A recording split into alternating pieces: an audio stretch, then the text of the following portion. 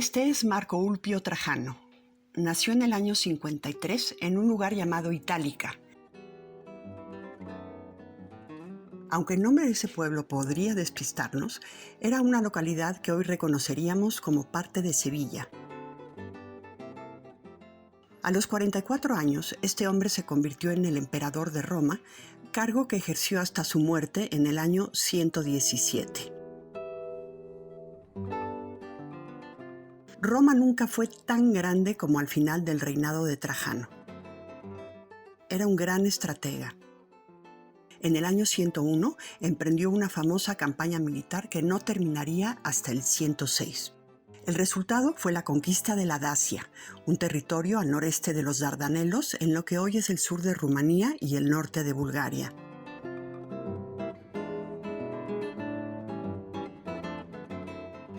Trajano también es recordado como gran promotor de la arquitectura. Legó a Roma monumentos como el Foro y el Mercado que llevan su nombre. Justamente en ese foro, sobre un pedestal rectangular, se levanta una impresionante columna de mármol de Carrara. Los 38 metros de la columna más el pedestal son un recordatorio de la elevación que ahí tenía el monte Quirinal, el cual había sido desgajado precisamente para la construcción del foro.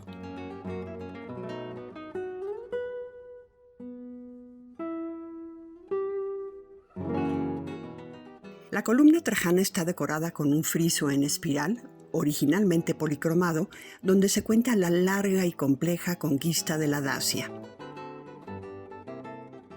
Achicado por la columna, el masivo basamento pasa casi inadvertido, pero los aficionados a las letras no pueden dejar de admirar su extraordinaria inscripción.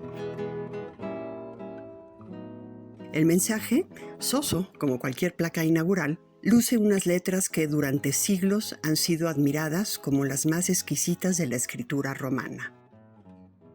Este es solo un hito en el breve viaje que hemos emprendido para conocer nuestras letras.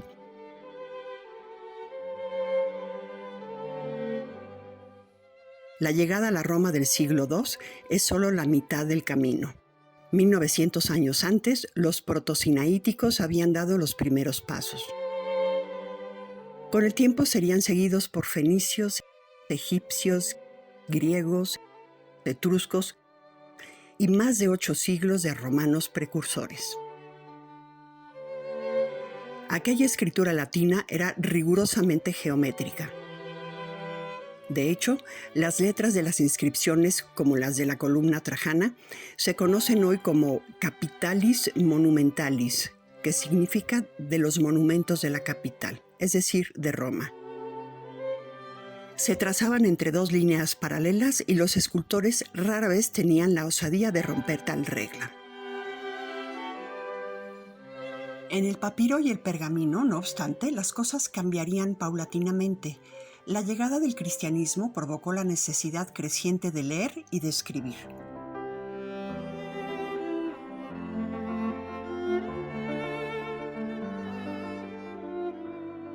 Como heredera del judaísmo, el cristianismo es una religión eminentemente documental.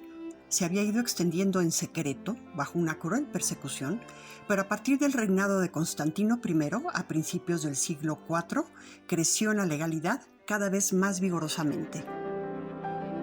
Hubo entonces necesidad de copiar muchos documentos. El Viejo Testamento, evangelios, epístolas de los apóstoles, comentarios, misales, doctrina, reglas, cartas. Los amanuenses tuvieron que desarrollar formas cada vez más rápidas de escribir y en consecuencia reformaron un poco las letras. Desde el siglo IV se empezó a usar una letra ligeramente redondeada. Los caracteres que demandaban muchos trazos fueron simplificados.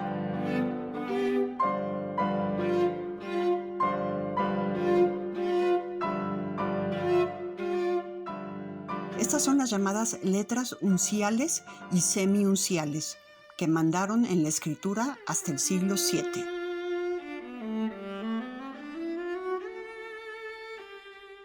Para llegar de las capitalis a las unciales, hubo que cambiar de superficies, de instrumentos de escritura y hasta de tintas. El papiro se dio el paso al pergamino y el estilete de carrizo a la pluma de ave.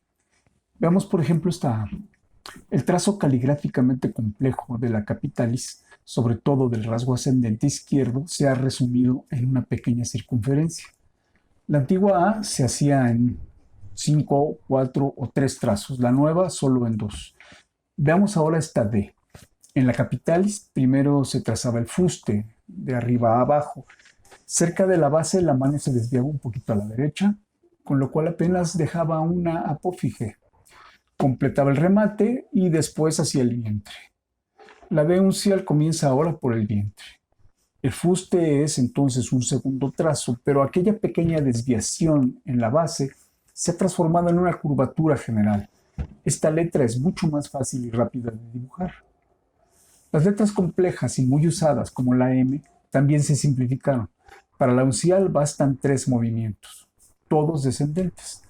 El pergamino y los instrumentos de dibujo de la Alta Edad Media no eran nada dóciles, así que los trazos abductores, es decir, los que se hacen del plano medio del cuerpo hacia afuera, costaban mucho trabajo. Por eso, algunos trazos ascendentes se convirtieron en descendentes.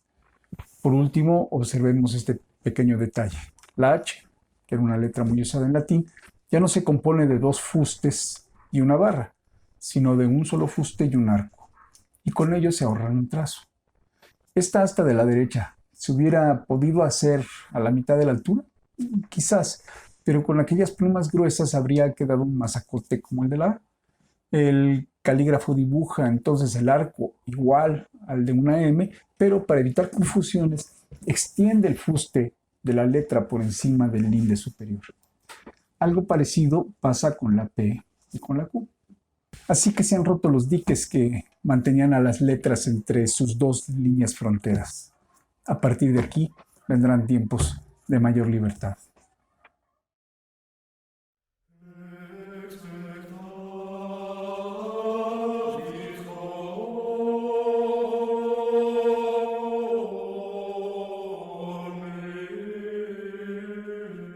La Europa de la Alta Edad Media era un territorio confuso y peligroso. No por nada los grandes terratenientes construían fortalezas para vivir.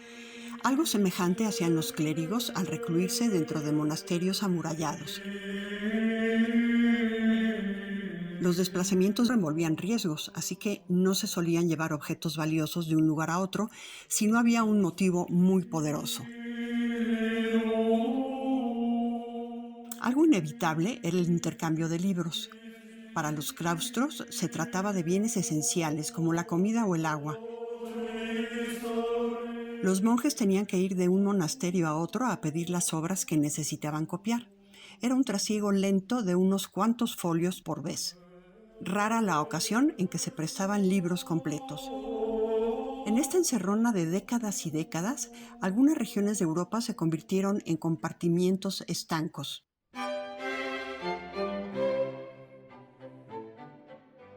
Las letras mudaron lentamente, impulsadas por cambios de estilo que se retroalimentaban solo de manera local. Esta endogamia llevó a la escritura a difluir en unas cuantas variantes que hoy se conocen como escrituras regionales.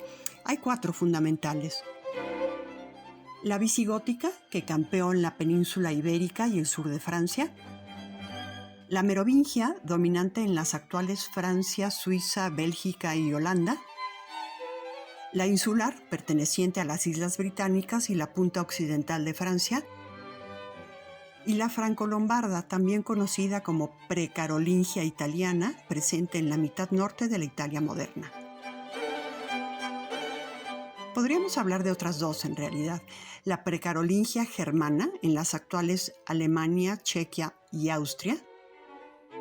Y la beneventana, que comenzó a desarrollarse en la mitad sur de Italia a partir de la segunda mitad del siglo VIII. Fuera de sus territorios privados, estas escrituras eran casi ilegibles. Por eso Carlomagno, quien desde el 768 fuera rey de los francos, se propuso reformar las escrituras a todo lo ancho de su dominio, y vaya que fue grande su reino. Tenía que asegurarse de que sus documentos pudieran ser leídos por todos los súbditos.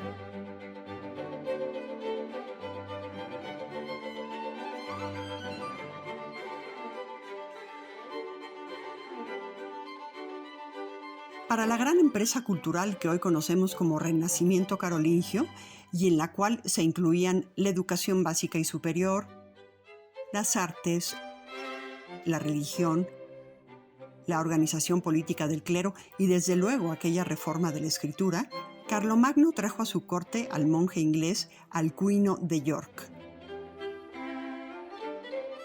Educado en la escuela benedictina de York, Alcuino conocía bien la letra que hoy identificamos como insular, una caligrafía muy distinta a las otras escrituras nacionales. Había un buen tramo de mar entre los religiosos británicos y los del resto de Europa, al grado de que aquellos no llegaron a dominar el latín como sus colegas del continente. Por eso dotaron su escritura de un número importante de ayudas, entre las que destaca el espacio entre las palabras.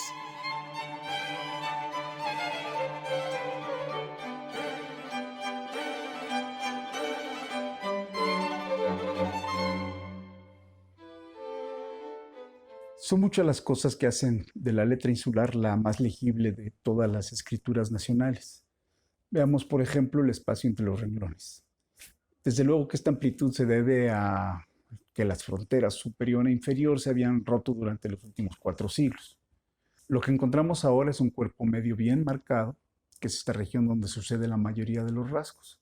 Sobre la línea superior del cuerpo medio, que hoy conocemos como línea de X, tenemos rasgos ascendentes muy extendidos. Hacia abajo, hasta descendentes igualmente marcadas como en la P y en la Q.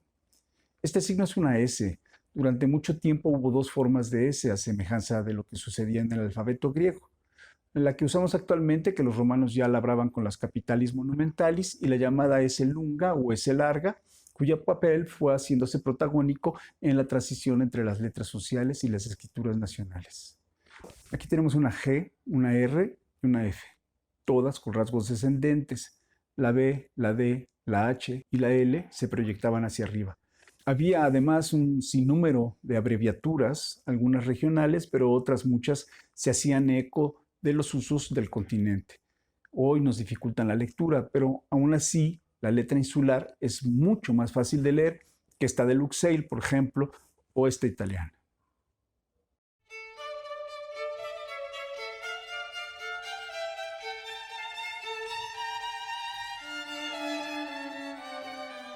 Basada en la letra insular, bajo el mando de Alcuino se desarrolló una nueva forma de sostener la pluma y con ella una caligrafía que pronto se extendió por todo el Imperio Franco. Este éxito se explica por 3 razones. La primera es que la letra de Alcuino no se apartaba mucho de otros estilos regionales de Europa si uno los contempla despojados de sus adornos. La segunda es que Carlomagno hizo que todos los libros de la Iglesia fueran revisados y nuevamente transcritos en el nuevo estilo. La tercera es que la nueva letra que hoy conocemos como carolingia minúscula fue impuesta por ley en todo el Imperio Franco. Las carolingias no son verdaderas minúsculas, se trata de las mismas capitalis romanas tras cientos de años de evolución, así que son tan mayúsculas como las letras de la columna trajana. Aunque en los manuscritos de la época se combinaban con capitalis y unciales para los destaques, esos signos no tenían un genuino papel diacrítico, eran sobre todo ornamentos.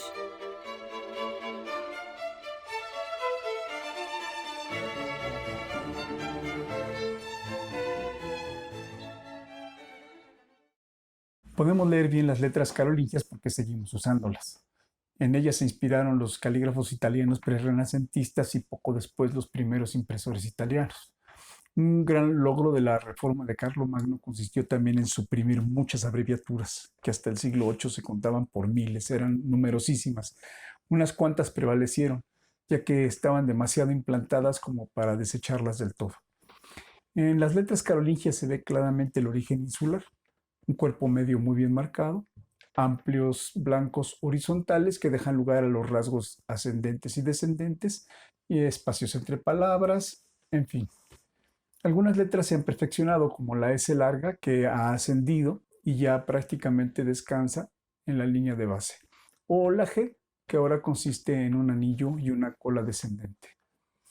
Algunos escribientes comenzaban cada periodo con una letra uncial, lo que eventualmente daría origen a las iniciales mayúsculas. Finalmente, la puntuación entró en una nueva fase de desarrollo. Seguía habiendo un sistema trino de pausas, la corta, la media y la larga, pero mientras se consolidaban algunos signos, se desarrollaban otros nuevos.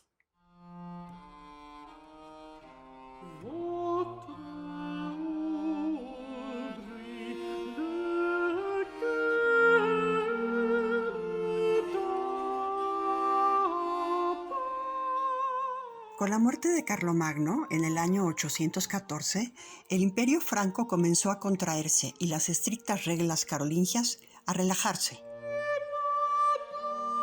En el sur de Italia, que nunca estuvo bajo el dominio del emperador, habían florecido las letras que hoy conocemos como beneventanas. En lo fundamental se trata de carolingias ornamentadas. Lo más interesante de ellas es que empiezan a tener un ligerísimo aroma gótico.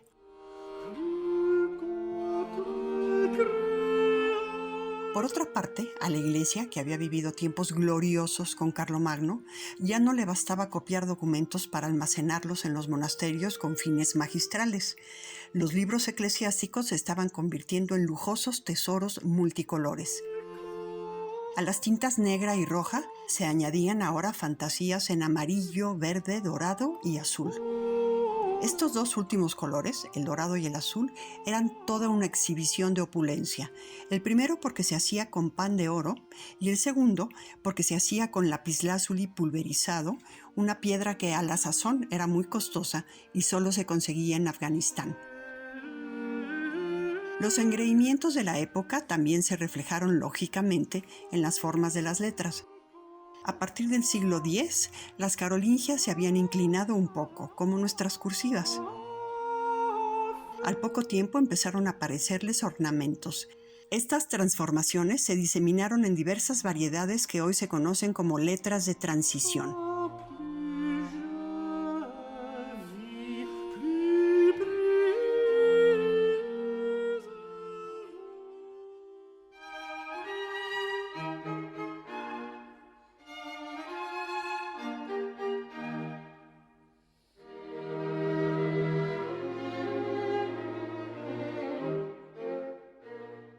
El gótico podría reducirse como la búsqueda de la altura.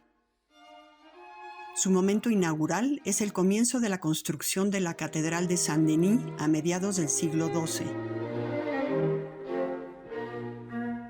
Los arquitectos finalmente habían podido abandonar los gruesos y sordos muros románicos gracias al redescubrimiento de la columna.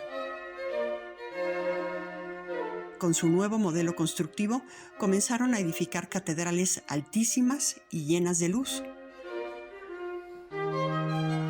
Todo fue adquiriendo una verticalidad mística en tiempos en que, además, la Iglesia era más rica y poderosa que nunca. Las letras se contrajeron horizontalmente y en contra de lo que la evolución había prescrito durante 1000 años, se hicieron más oscuras y enmarañadas.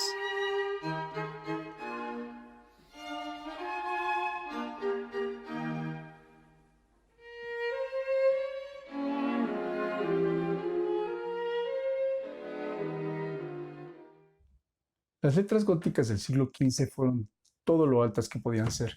Sus estructuras rectangulares tienen una regularidad muy engañosa, porque a primera vista parecen muy fáciles de dibujar, pero son terriblemente exigentes. Los pecados resaltan de inmediato. Por eso son pocos los manuscritos que tienen las letras impecablemente dibujadas, como por ejemplo las del Salterio de Lutrell, que son fantásticas. Las góticas tienen remates que recuerdan a los de las inscripciones lapidarias romanas, pero estos ahora se hacen con la pluma inclinada. Eso les da forma de rombo. Esos mismos rombos se veían ya en el siglo VIII en la escritura beneventana, solo que los remates beneventanos se dibujan inclinando la pluma exactamente a 45 grados, en tanto que los góticos varían de inclinación según el estilo. En todo caso, van más o menos de los 30 a los 45 grados. La inclinación es clave porque a menor inclinación, mayor es el contraste entre trazos gruesos y delgados. Con la pluma a 45 grados, la letra beneventana es toda del mismo color. pero las góticas tardías juegan notablemente con el grosor de las astas.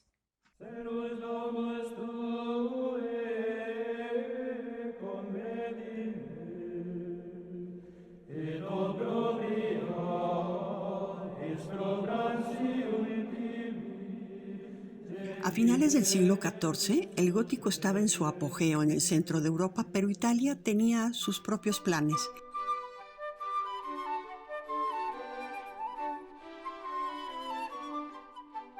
Para empezar, la península no había acogido el gótico con tanto furor como el resto de la Europa continental. Petrarca, Boccaccio y el canciller de Florencia, Coluccio Salutati, habían escrito invectivas contra las letras góticas, a las que juzgaban de pequeñas y excesivas. Los escribientes italianos echaron la vista atrás hasta encontrar la letra carolingia, a la que juzgaron como la última buena escritura que el mundo había dado. Crearon el estilo que hoy conocemos como humanista italiano.